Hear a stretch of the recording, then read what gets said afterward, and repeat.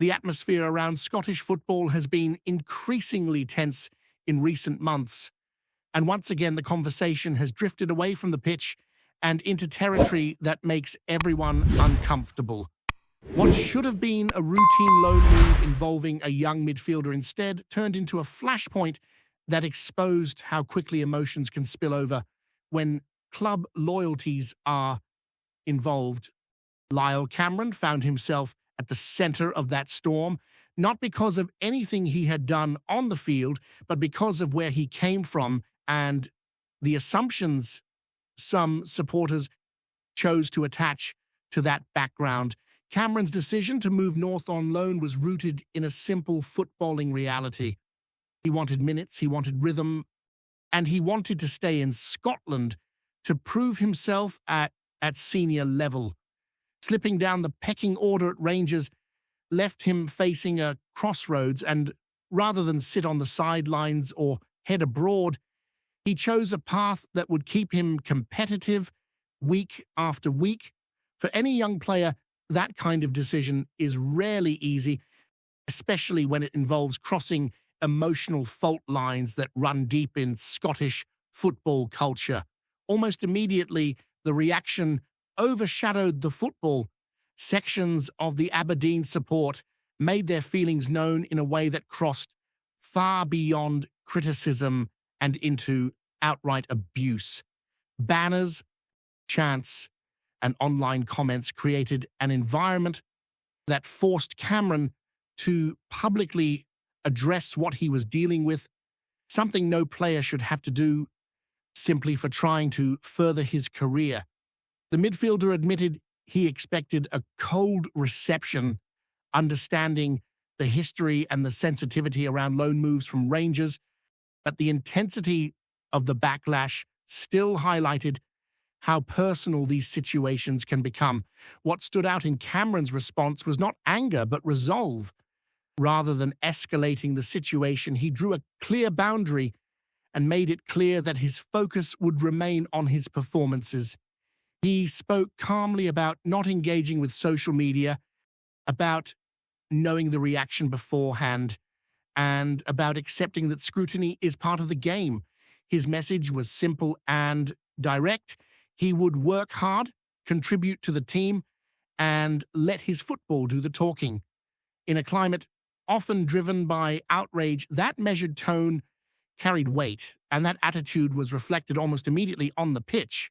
On his debut, Cameron wasted little time in showing why he was brought in, delivering a crucial corner early in the match that led to the decisive goal in the Scottish Cup. It was not a flawless performance, and he was quick to acknowledge that the team could have been sharper and more clinical, but the result mattered most. Progress in the Cup was secured, and Cameron had already left his mark in a moment that counted. For Rangers supporters watching from a distance, the situation has been layered with mixed emotions. On one hand, there is an understanding that young players need game time to develop, and loans are often the best solution. On the other, seeing one of their own become a focal point of controversy elsewhere inevitably sparks debate about how players are treated once they step outside the bubble of their parent club. Cameron's experience has reignited conversations about responsibility, respect, and where the line should be drawn between rivalry and personal attacks. The backdrop to all of this is a Rangers squad still navigating its own challenges and ambitions. Squad management, player development, and depth have become crucial themes as the season moves into a demanding phase. Every decision, whether it is a loan move or a transfer, is scrutinized not just for its footballing logic, but for its symbolic impact. Cameron's loan, while minor in the grand scheme of the season, has become a reminder of how interconnected these decisions are within the Scottish game. There is also a broader point about the pressure placed on young players in Scotland. At 23, Cameron is still building his career, still learning, and still finding consistency at senior level. Being subjected to hostile reactions at such a stage tests character as much as ability. His insistence on focusing solely on training, performances, and helping his temporary side succeed speaks to a mindset that many managers value highly, especially in environments where distractions are constant. As the weeks progress, the spotlight will inevitably shift back toward what happens between the white lines. Goals, assists, work rate, and consistency tend to drown out noise when they stack up over time. Cameron knows that, and his approach suggests he is prepared to endure early discomfort if it leads to long-term progress. For Aberdeen, the hope will be that his quality and attitude win over doubters. For Rangers, the priority remains seeing one of their players grow stronger through regular football. This episode has also fed into a wider narrative about how Scottish football handles emotion, rivalry, and identity. Passion has always been one of the game's defining traits north of the border, but moments like this force reflection on how that passion is expressed. Cameron's situation has become a talking point, not because of tactics or formations, but because it touches on respect, professionalism, and the human side of the sport, themes that continue to surface as the season unfolds. Away from the noise surrounding loan moves and supporter reactions, attention inside Rangers has quietly shifted back to the practical realities of managing a squad through a demanding stretch of the season. January always brings speculation, and this year has been no different, particularly around players whose minutes have been limited or whose roles appear uncertain. One name that continues to surface is Oliver Antman, a winger whose situation has sparked debate without any clear indication that a departure is imminent. Antman's recent absence from the Scottish Cup raised eyebrows, especially given the timing and the growing competition in wide areas. Illness was the immediate reason he was left out, coming just after his return from a leg issue that had already disrupted his rhythm. In isolation, missing a single match might mean little, but in a window where every omission is dissected, it quickly fed a narrative that he could be edging toward the exit door. Inside the club, however, that interpretation does not align with the current thinking. The arrival of new attacking options has undeniably changed the landscape. Increased competition naturally forces players to fight harder for their place, and from the outside, it can look as though someone must make way. From Rangers' perspective, the priority has been building depth rather than trimming it. With challenges still alive in both the league and domestic cup competitions, reducing options mid-season carries its own risks. Rather than seeing Ant-Man as surplus, there's a sense that his season has simply been fragmented at the worst possible time. Injuries have a habit of distorting perception. When a player struggles to stay fit, momentum disappears and opportunities become harder to come by. That has been the story of Ant-Man's campaign so far. Each time he has edged closer to staking a claim, another setback has interrupted progress. Those around the squad view this as misfortune rather than a reflection of trust or ability. The emphasis now is on giving him a fair assessment once he is fully fit and able to train consistently. There has been no appetite for rushed decisions. Rangers are conscious that the second half of the season often demands rotation, adaptability, and different profiles for different opponents. Wide players, in particular, can go from peripheral to pivotal in a matter of weeks, depending on form and fitness elsewhere. From that standpoint, keeping Ant-Man involved makes sense, especially when the alternative could be weakening the group at a critical moment. His brief return to the matchday squad before illness intervened again was seen internally as a positive sign rather than a farewell. It suggested he remains part of the manager's thinking, even if circumstances have prevented a sustained run. The hope is that, with his physical issues behind him, he can finally build some continuity and show the qualities that brought him to the club in the first place.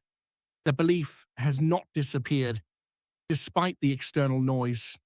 This measured approach extends beyond just one player. Rangers continue to assess the squad as a whole, weighing up where reinforcements genuinely add value and where patience may be the better option. Links to former academy players and speculative returns surface regularly, but not every rumor aligns with the club's immediate priorities. Defensive areas, for example, are not viewed with the same urgency following recent additions, shifting focus instead toward maximizing what is already available. Managing balance has become a recurring theme. Too many changes can disrupt cohesion, while too few can leave a squad short when fatigue and injuries inevitably strike. The coaching staff are keenly aware of that fine line as fixtures pile up and pressure intensifies. Decisions taken now are framed not just by the next match, but by how the group holds up deep into the spring. For players like Ant-Man, this period represents both uncertainty and opportunity. Staying fit, training well, and being ready when called upon can quickly alter the narrative. Football seasons are rarely linear, and roles can change rapidly when form swings or schedules tighten. Rangers are still competing on multiple fronts, and there is an understanding that contributions may come from unexpected places as the campaign unfolds. All of this sits alongside the wider scrutiny that comes with wearing a Rangers shirt. Every squad decision is magnified, every rumor amplified, and every absence questioned. Navigating that environment requires clarity and calm behind the scenes, qualities the club is keen to maintain as it moves through the window and beyond. The focus remains on sustaining momentum, managing depth intelligently, and ensuring that when decisive moments arrive, Rangers are equipped with both quality and options across the pitch. That sense of preparation is especially important given how unforgiving the Scottish calendar can be once it begins to compress. Matches arrive quickly, recovery time shortens, and small knocks can suddenly become selection headaches. In that context, having players who may not be automatic starters but can step in without a drop in intensity is vital. Rangers are keenly aware that depth is not just about numbers, but about trust in those options when the pressure is highest. Within the dressing room, there is also an understanding that competition can sharpen standards rather than dilute them. New arrivals push established players, while those on the fringes are challenged to respond with consistency and resilience. For someone like Ant-Man, that environment can act as motivation rather than a setback. Training, performances, attitude, and readiness often matter just as much as match minutes when managers are deciding who gets the next opportunity. This period of the season also tests patience both from players and supporters. Not every decision becomes clear immediately, and not every storyline resolves itself within a few weeks. Rangers have experienced enough campaigns to know that early January narratives rarely define how things look by the business end of the season. What matters more is maintaining belief in the process and avoiding decisions driven purely by external pressure. As the weeks unfold, focus will naturally swing back to results, performances, and league positioning. Squad conversations will continue in the background, but they will be shaped by what unfolds on the pitch rather than speculation alone. Rangers remain intent on navigating this phase with stability, trusting that careful management now will leave them stronger when the defining moments of the season arrive. Before we continue, make sure to subscribe to our channel and turn on notifications to get all the exclusive news about Rangers FC.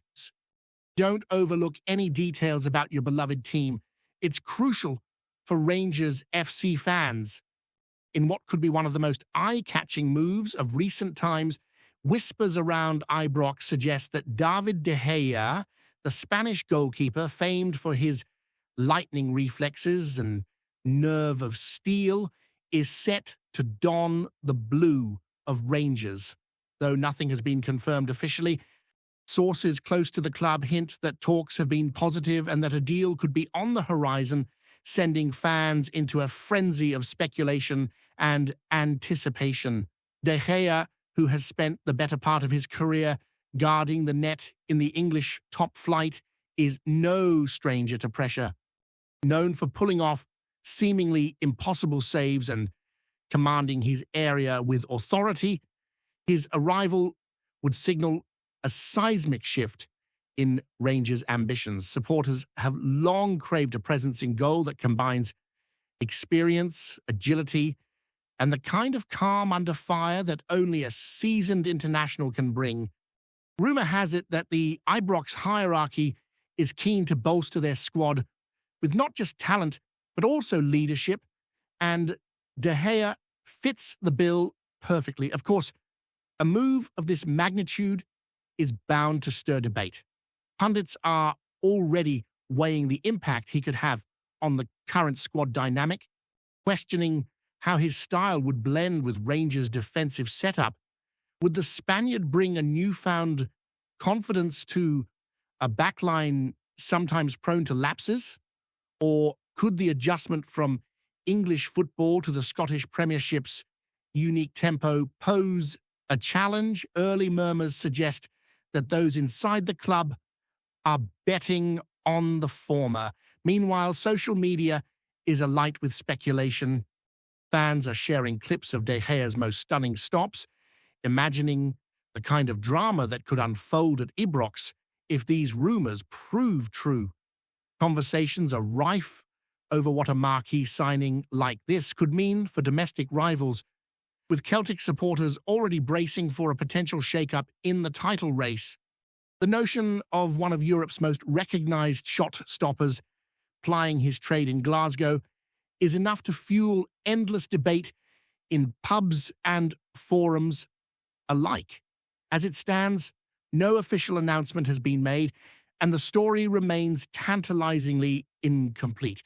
Yet the very possibility of David de Gea becoming Rangers' last line of defense has captured imaginations, turning idle speculation into a full-blown talking point across Scottish football. Whether it's a dream signing or a cunning ploy in negotiations, one thing is certain: if De Gea does make the move, IBROX will be watching his every save with bated breath. Greetings, fans! Make sure to hit that like button and subscribe to the channel, as it's greatly appreciated by Rangers FC. And don't forget to share your thoughts on the news in the comments section below. Until the next video, stay tuned